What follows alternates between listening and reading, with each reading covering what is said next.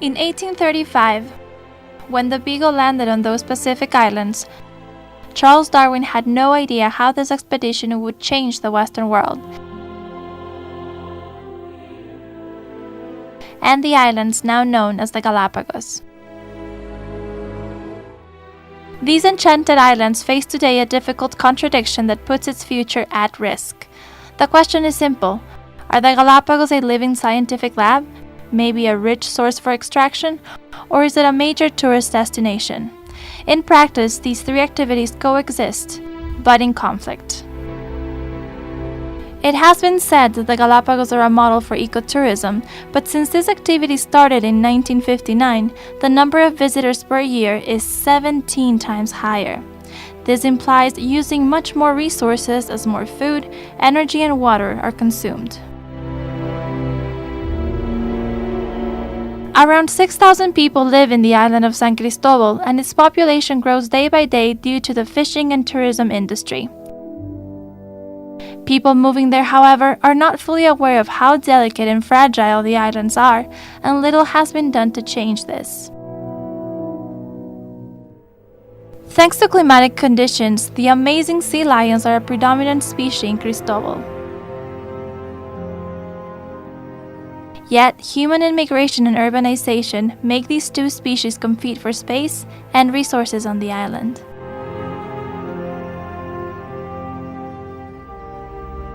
Upset about sea lions invading their space, locals force them out of places, sometimes even using rocks, and fishermen who consider them a plague that ruins their property fence their boats with barbed wire, causing serious injuries to these mammals.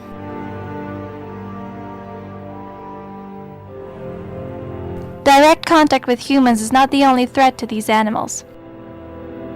Poor water treatment and waste management also cause these sea lions to catch diseases, or to see their habitat altered with trash they can't get rid of.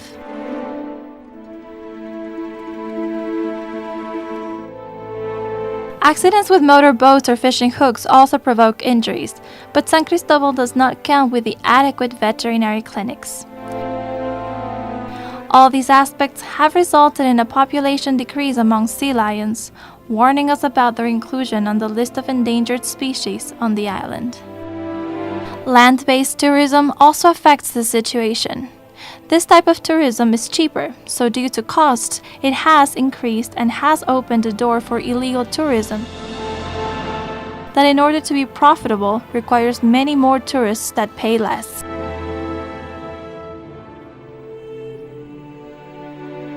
Land-based tourism has also increased the demand for attractions on land, which often includes nightlife. As a consequence, the type of tourists coming to Galapagos today are looking for an island type of vacation, with little concern for the environment or the natural history of the islands. Ignoring park rules, people also get too close to sea lions invading their space. This stresses out these animals, who then turn aggressive. The Galapagos are losing their prominence as an ecotourist destination. Almost in a perfunctory manner, the Galapagos work as a system where all of its areas are sensitive to one another, and solutions must be approached in the same way. From a social environmental perspective, working with a community is critical. Nothing will be accomplished without the support of the local population.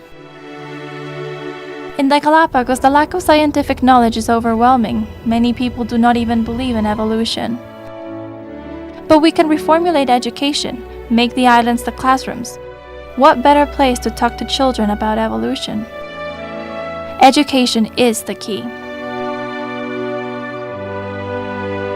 The sons and daughters of the Galapagueños, especially those of fishermen, are the path to produce changes.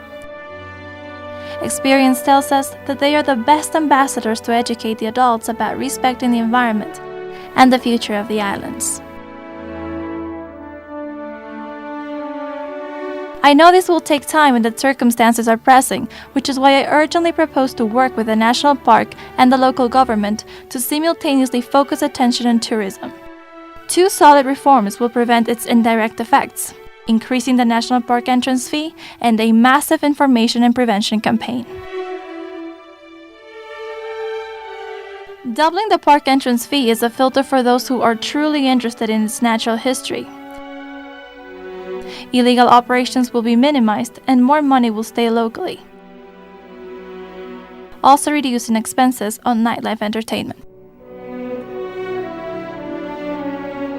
Tourists must be better informed about national park rules and their appropriate behavior around the animals on the islands. Currently, the naturalist guides are responsible for this task, but in practice, this has little effect. I propose to strategically distribute the necessary information, an energetic and aggressive campaign. Billboards at the airports, pamphlets stapled on boarding passes, information in every hotel. We can call it, "In Darwin's Cradle for Evolution, What You Need to Know to Conserve It." The campaign will reach every person visiting the Galapagos, playing a video on board of every flight. The video will provide information that prepares the tourists to visit the islands, its natural history, and its magnitude as an ecological paradise. Although the Galapagos are now off the list of World Heritage Sites in danger, the work that is yet to be done to assure its conservation is enormous. I hope that human indifference does not prevail and that in the future we can all enjoy of sceneries like this.